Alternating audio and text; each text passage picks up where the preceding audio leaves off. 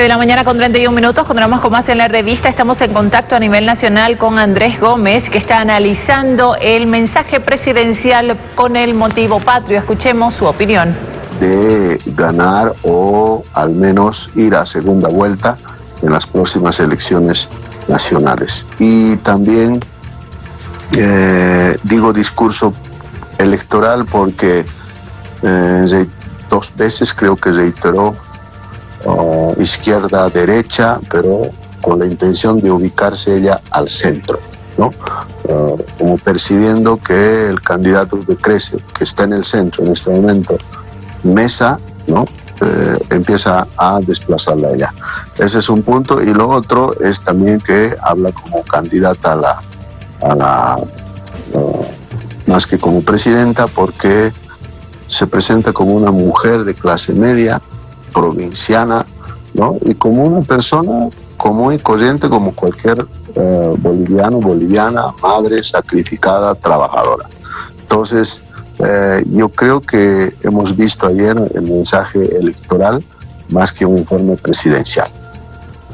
Andrés, buenos días. Lo saluda Gabriel Oviedo desde Santa Cruz, también con preguntas. En medio de este mensaje, la presidenta anunció que ya se había presupuestado el 10% para la salud, un pedido de vieja data que ha resurgido nuevamente con fuerza en medio de esta pandemia. Pero, ¿qué cree que es lo que va a pasar en la Asamblea? ¿Finalmente el MAS va a aprobar este pedido o cómo se va a manejar este tema? Gabriela, es muy probable que el movimiento al socialismo apruebe, porque finalmente pues pensarán, en este caso, tanto los del gobierno como los del movimiento al socialismo, como con cálculos electorales, ¿no? Después ya articularán el discurso de que están aprobando este 10% porque son partidos sensibles y que piensan en la gente, en el ciudadano que en este momento está sufriendo. Sin embargo, un mensaje tiene una interpretación, Gabriela. La primera interpretación que hace es, por supuesto, el emisor, quien lo está diciendo, ¿no? O está articulando las palabras. Pero esas palabras tienen una decodificación en la cabeza de la gente. Y la gente analiza, no como un analista, digamos, las palabras, sino que ve si esas palabras se traducen en la realidad. Y en este momento la salud está malísima, ¿no? Han colapsado los hospitales y no necesariamente, digamos, es por culpa de uno u otro, sino hay una situación tan crítica que la gente se siente huérfana, lo que todos esos discursos, esas palabras chocan con esa realidad y empiezan a perder significado, al menos en los términos que han pretendido lanzar, en este caso, cualquiera de los partidos. Ahora, la presidenta del Estado reprochó al MAS el bloqueo al bono de salud y recriminó a las demás fuerzas políticas un silencio cómplice. ¿Cómo impactará este mensaje en la opinión pública?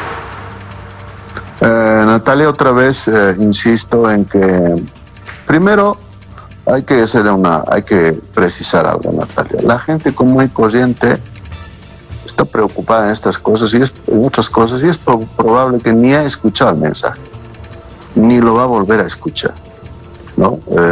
Por eso es que los mensajes del expresidente, por ejemplo, escuchaban los periodistas y no escuchaban ni sus partidarios. Los mensajes generalmente no son muy escuchados en la sociedad. Están en ese momento en otras cosas o tienen otras preocupaciones o prefieren escuchar música. Y en caso de que alguien lo haya escuchado, probablemente los líderes políticos, no estoy hablando solamente de líderes partidarios, sino de movimientos sociales, de grupos sociales de diferente tendencia, estas personas reinterpretarán ese mensaje y, por supuesto, replantearán a partir de sus ideas, es decir, ya con feedback, respondiéndolos, contextualizándolos. Y otra vez, Natalia, la gente cuando empieza a recibir el mensaje, por ejemplo, de que hemos comprado 400 respiradores o unidades de terapia intensiva, lo que hace es rebobinar esas palabras en su realidad y dice, pero no hay camas de terapia intensiva, ¿dónde están? Yo tengo un familiar así, enfermo, ¿no?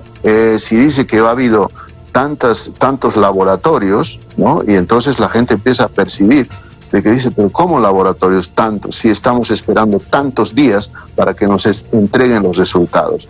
Y eso es muy peligroso. Cuando empieza un candidato o una candidata o cualquier político a dar mensajes que se destruyen cuando chocan con la realidad, pierde lo más valioso un candidato, la credibilidad. En esa misma línea, Andrés, usted bien decía que la gente está exigiendo mejores condiciones de salud y el dinero no está llegando hasta esos hospitales. Este anuncio del 10%, ¿cuándo sería tangible? ¿De qué manera? Bueno, por el anuncio al menos que han hecho será el próximo año, ¿no? Es decir, porque tienen que incluir en el presupuesto, el presupuesto del siguiente año.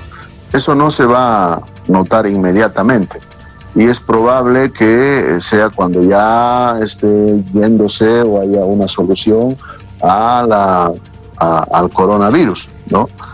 Y hay una cosa esencial, Gabriela, cuando los mensajes no resuelven inmediatamente los problemas, cuando hay situaciones desesperantes, ¿no? Empiezan a ser percibidos como demagogia.